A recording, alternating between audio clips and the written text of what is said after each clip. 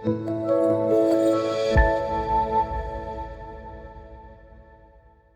com a paz do Senhor. Amém? Você aí na sua casa, né? A gente distante um pouco. Vou tentar falar um pouco devagar, né? Que às vezes eu falo rápido, não dá para entender. Aí vocês mandam mensagem aí que dá na minha vez. Abra sua Bíblia aí em Isaías capítulo 30. Isaías capítulo 30, versículo 18.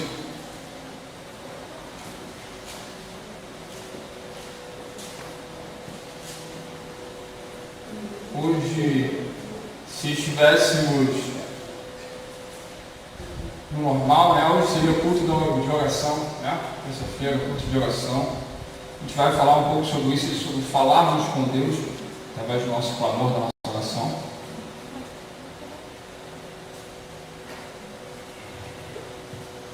Vamos orar a Deus.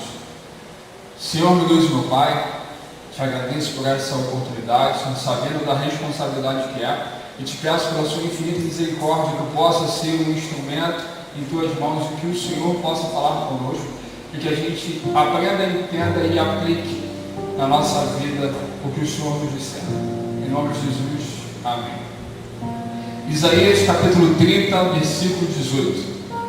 Por isso o Senhor espera para ter misericórdia de vocês e se levanta para se compadecer de vocês, porque o Senhor é Deus de justiça, bem-aventurado todos os que nele esperam. Porque o povo habitará em Sião, em Jerusalém, vocês não vão chorar mais.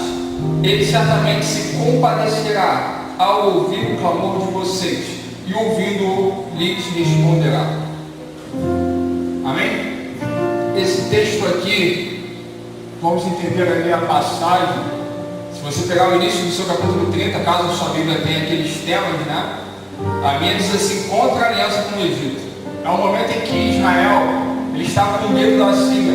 A Síria tem se levantado como uma grande potência e assolado diversas nações. E diz aí, Israel, com medo disso, vai buscar refúgio no Egito. É interessante que a gente para analisar que, olha logo em quem eles foram buscar refúgio.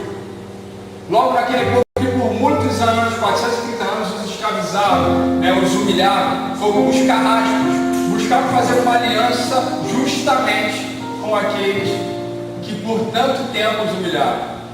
E antes que a gente coloque o nosso juiz para fora, né, a gente tem mania de julgar e dizer assim: esse povo já é muito doido. Para analisar se por vezes nós não fazemos a mesma coisa. Se por vezes Deus nos liberta de algo, Deus nos tira de algo quando nós queremos muito sair. E depois que a gente sai, quando a gente se acostuma, se depara com uma situação de dificuldade, a gente volta para o mesmo lugar que a gente estava. Então, o primeiro aprendizado que a gente tira desta passagem: não volte para onde Deus te tirou. Não faça aliança com aqueles que Deus não ordenou que você fizesse. E esse texto é muito interessante, eu gosto demais dele, porque nos dá a entender, porque realmente é uma relação de pai e filho, né? Diz que Deus tem esperado o momento de ser bondoso, dependendo da versão que você lê. Diz que Deus tem esperado o momento de ser bondoso para com Israel. Deus tem esperado o momento de ser bondoso para conosco. É bem aquela situação de pai e filho, né? Eu sou pai, você que é pai e mãe, sabe que por vezes a gente quer abençoar o nosso filho, mas ele só vacila, né? Está naquele momento de você dar algo de bom, você conseguiu conquistar aquilo que você queria dar para o seu filho, mas ele só está vacilando. Você fala: meu Deus, eu queria te ajudar, meu filho, eu estou pronto para te ajudar, e você vacila. E aqui Israel estava vendo isso. Deus estava pronto para ajudar eles, e olha a promessa que Deus fez. Deus disse assim: quando vocês me clamarem, não vão chorar mais. É algo forte, é algo que eu não tenho a capacidade de dizer para os meus filhos, que por mais que eu queira protegê-los, eu não posso dizer assim: filho, você não vai chorar mais. Mas o nosso Deus, ele tem todo o poder, ele pode fazer o que ele quiser. E ele disse isso, ele fez essa promessa, mas por vezes a gente não escuta. E o que a gente vai se apegar nessa passagem é que ele disse assim, ó, aqui a outra versão: ao povo de Sião que mora em Jerusalém: você não vai chorar mais, como ele será bondoso quando você clamar. Não sei como é a sua versão, mas independente disso, nos dá uma clara sensação de tempo. Usou de uma conjunção subordinativa de tempo. Quando? Né? Então, você percebe que é no momento. E ele diz assim, ó, quando você clamar, assim que ele ouvir, no momento em que ele te ouvir, ele te responderá. E isso é muito forte e interessante. E por vezes a gente se apega a uma pregação, a uma canção, e que vai dizer assim, ó, o silêncio de Deus também é a resposta. Pode até ser, não vou desmentir, não vou dizer que não há nenhum contexto bíblico para embasar isso. Por vezes a gente tem que esperar mais. Esperei com paciência o Senhor. Mas, às vezes, a gente não tem resposta. Não é porque o silêncio é a resposta, é porque Deus nem ouviu a sua oração. E a gente vai meditar um pouco sobre isso. Sobre, às vezes, nós não somos ouvidos por Deus. Vamos refletir sobre a nossa vida. Será que Deus tem nos ouvido? Será que o meu relacionamento com Deus tem escutado a minha oração? Aí você pode estar pensando assim, Fernando, você bateu a cabeça. De onde você tirou que o meu Deus não me ouviu? O Deus que eu sirvo, Fernando, é um Deus onisciente, onipotente e onipresente. Está escrito lá em Salmos 139 que ele conhece o meu andar, o meu levantar, escolhendo o meu caminhar.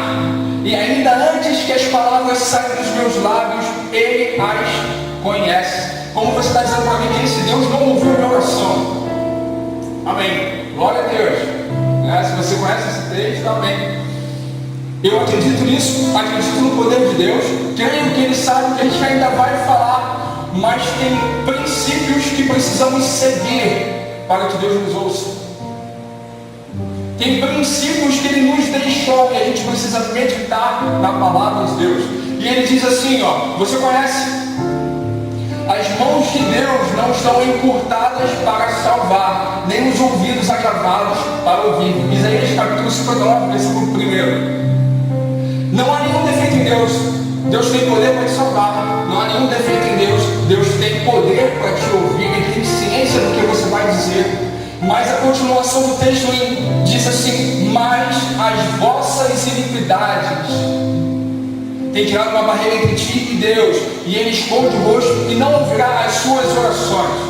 Então, quando nós praticamos iniquidades, quando nós mergulhamos em uma vida distante de Deus, não podemos esperar sermos ouvidos por Ele, porque não seremos. E a gente precisa meditar nisso. É um tempo de reflexão. Você está em casa aí de quarentena, provavelmente tem mais tempo para pensar na vida sobre quem eu sou, o que vou fazer, o que serei, ou quem eu sirvo. E pense e medite.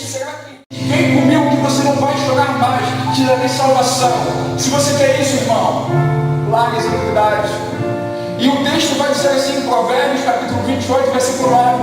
Ele diz assim, ó: se alguém não quiser ouvir a lei, as suas orações se tornarão detestadas.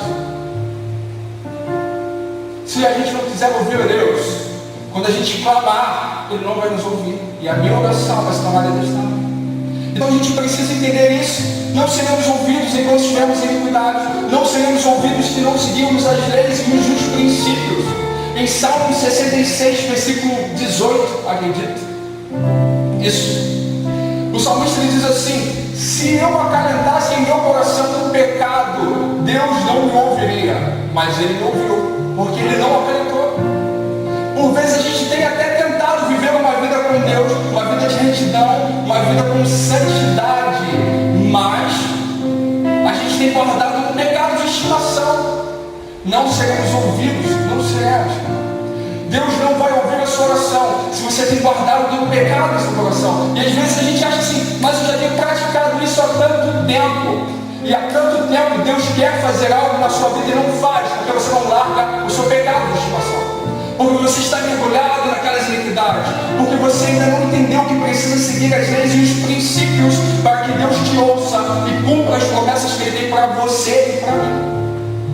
Então largue, querido, nada vale a pena quando atrapalha o nosso relacionamento com Deus. E Deus, Ele ouve a sua oração. Quando você pede para Ele, Ele te escuta, mas você precisa estar condizente com aquilo que Ele espera. Eu estava na semana passada, na terça-feira, acredito que foi terça, eu estava tocando ali, eu falei com Deus, é rápido, às vezes a gente acha que é falando demais, ou a gente tem que fazer um jejum, não sei. Amém, faça jejum, não estou sendo errado, mas eu olhei ali rápido, eu estava tendencioso a trazer uma outra pregação. Eu falei assim, Deus, é o Senhor que manda, o Senhor que sabe, a minha vontade é pregar isso aqui. Mas essa outra pregação fala um pouco do seu coração, sobre falar contigo. Se eu for convidado para pregar numa terça-feira que eu conto de oração, eu vou entender que o Senhor quer que eu pregue isso. Eu falei só isso, rapidinho, estava tocando ali igual Mateus. Acabou o culto, o meu pai, caso você não saiba, o pastor Robson, meu pai, aí ele veio e falou comigo assim, filho, você pode pregar na terça-feira?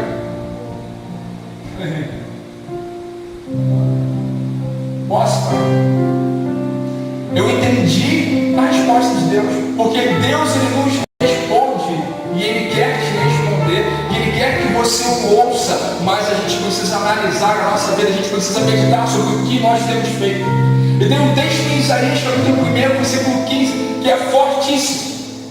É que o povo de Israel tem entrado no templo, mas tem oferecido um monte de sacrifício, mas de qualquer jeito, só por costume.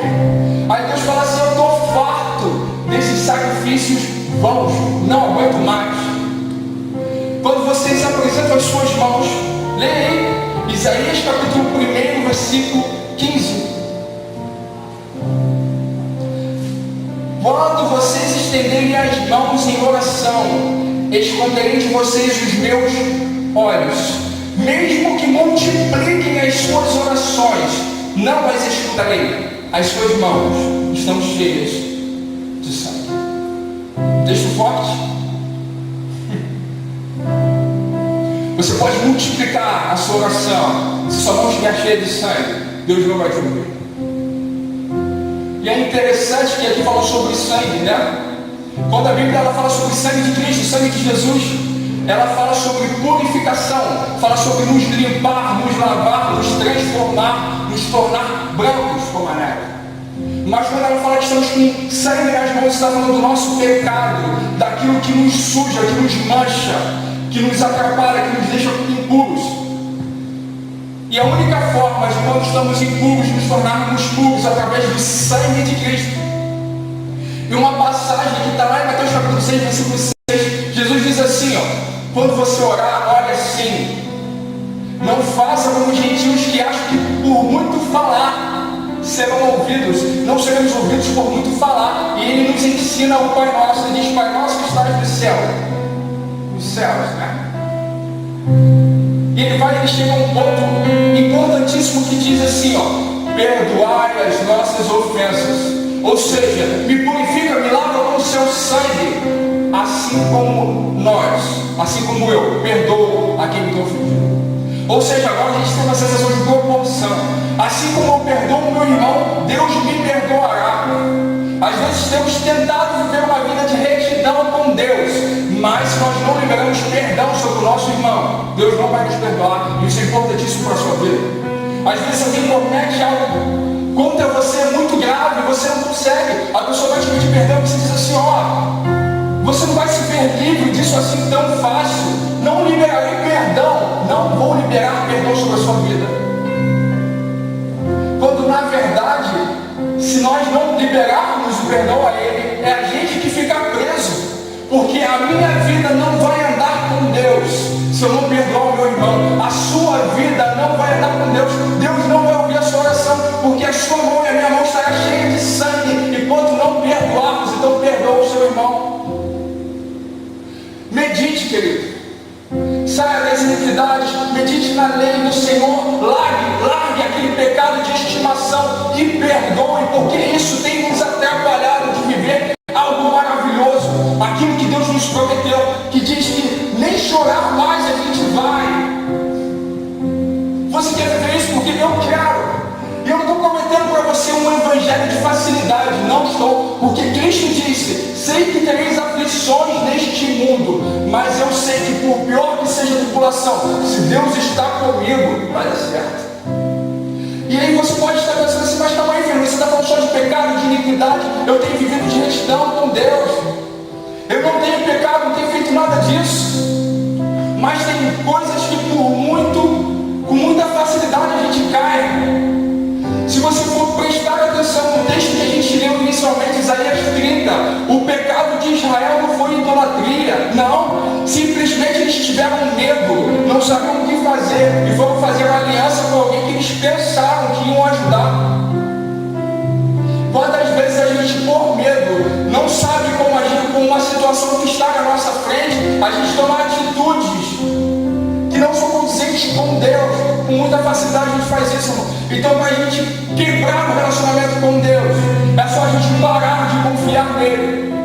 E lá em Isaías 30, o versículo 15, ele é lindo, que diz assim: o Santo de Israel, Deus, o Santo de Israel, diz assim: no arrependimento, na conversão e na espera está a sua salvação. Olha isso, se o povo de Israel tão somente esperasse, aguardasse como adivinha a Síria, eles venceriam, porque Deus estaria com eles. E Deus continua dizendo assim: ó, se vocês apenas a confiança e a tranquilidade, nisso reside a sua força. Isaías 30, versículo 15. Quantas vezes nós perdemos a nossa bênção, perdemos o nosso relacionamento com Deus, simplesmente porque a gente não soube esperar, querido. É só você se arrepender e ficar tranquilo. Se acalma o seu coração. Sei que temos vivido momentos difíceis, momentos que a gente não sabe o que pensar, no momento a gente acha que vai dar tudo bem, no outro momento a gente não vê uma solução, mas não importa o que acontecerá, Deus está contigo, Ele tem salvação para mim e para você. E você pode pensar assim: Fernando, mas que palavra pesada, eu estava aqui precisando de uma palavra de conforto, e você vem apontar as minhas iniquidades, os meus pecados, aquilo que tem atrapalhado o relacionamento com Deus. Eu não vim apontar, muito pelo contrário, não é minha intenção, muito menos a de Deus lá da palavra dele. A intenção de Deus é nos trazer para perto ao arrependimento. Sabe, às vezes a gente fala assim, ó, tempo da lei. Se estivéssemos vivos, se hoje fosse o tempo da lei, já estaríamos mortos. Mas, querido, era o tempo da lei, era mais severo, amém. Mas um Deus era Deus de amor ainda. Estes textos a qual a gente leu, todos eles eram o tempo da lei. A não ser o Mateus 6,6, né, que fala sobre a oração. E em todos eles apontava iniquidade e falava assim: ó, se arrependa do que você fez, porque a intenção de Deus é te chamar ao arrependimento. E esse texto de Isaías capítulo 1, versículo 15, que fala assim, ó, que é um texto pesado, fala: sua mão está cheia de sangue, não vão te ouvir, pode jogar o quanto quiser. Abra sua Bíblia aí, Isaías capítulo 1, versículo 18. Olha o que Deus fala depois dele dizer isso, que a sua mão está cheia de sangue, eu não vou te ouvir. O Senhor diz: venha, pois, e vamos discutir a questão, ou vamos refletir juntos, depende da sua tradução. Ainda que os pecados de vocês sejam como escarlate, eles se tornarão brancos como a neve. Ainda que sejam vermelhos como o carmesim, se tornarão como lã, se estiverem dispostos e me ouvirem. Aleluia. Querido, Deus diz assim: a tua mão está cheia de sangue, eu não posso te ouvir, eu não vou ouvir a sua oração. Mas depois ele diz assim, ó, reflete comigo se isso é interessante para você.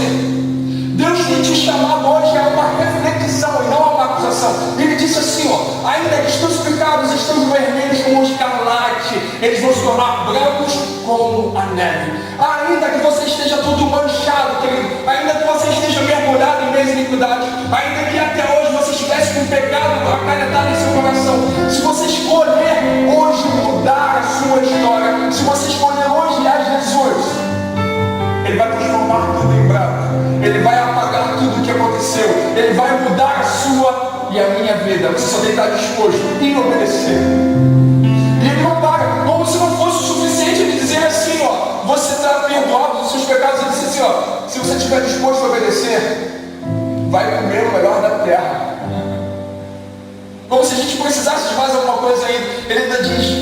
estiver disposto em obedecer. Às vezes a gente fala assim: Deus, eu queria te ouvir, mas eu não te escuto. Quem disse que Deus parou de falar com você? A questão é que você talvez não esteja reconhecendo a voz de Deus. Como disse aqui, quando a gente não quer ouvir a lei, a minha oração e a sua se torna desleixada. Deus não parou de falar. Se você parar para pensar que a Bíblia, quando nós lemos, é Deus falando. Se você parar para pensar que cada igreja, ou cada ponto de pregação, ou cada live, e haja live, né? No momento das lives, e cada live que tem alguém pregando, é Deus falando através de um instrumento seu. Se você parar para pensar nisso, Deus está falando demais. Só que às vezes nós não queremos ouvir. A ovelha conhece a voz do seu pastor. Quando Deus fala, a gente não entende. O problema não está em Deus, está que a gente não está agindo como ovelha. Mas como eu disse, não quero mostrar pecado, não quero uma acusação, eu quero te chamar à reflexão. Reflita. Tem um versículo que diz assim, ó: eis que estou à porta e bato. Jesus não disse: eu estava na porta e batia, eu estarei em um determinado momento batendo a porta. Ele diz: presente, eis que estou à porta e bato. Cristo está batendo a porta do seu coração nesse momento. Se alguém ouvir a minha voz, Deus está falando com você, Jesus está falando com você. Você quer mudança? Você quer viver um relacionamento vivo com Ele? Abre a porta, está disposto? Quer obedecer? Você vai viver o melhor de Deus. É só você abrir a porta, querido.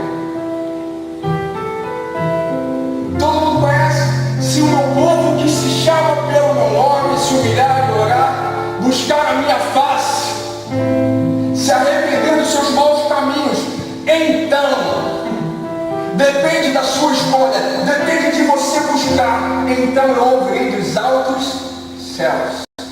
Cristo está batendo agora. Se você estiver disposto, meu irmão, a abrir a porta, Ele muda a sua vida. Quer viver isso? Deixa Jesus entrar. Eu agradeço a oportunidade. Que Deus te abençoe.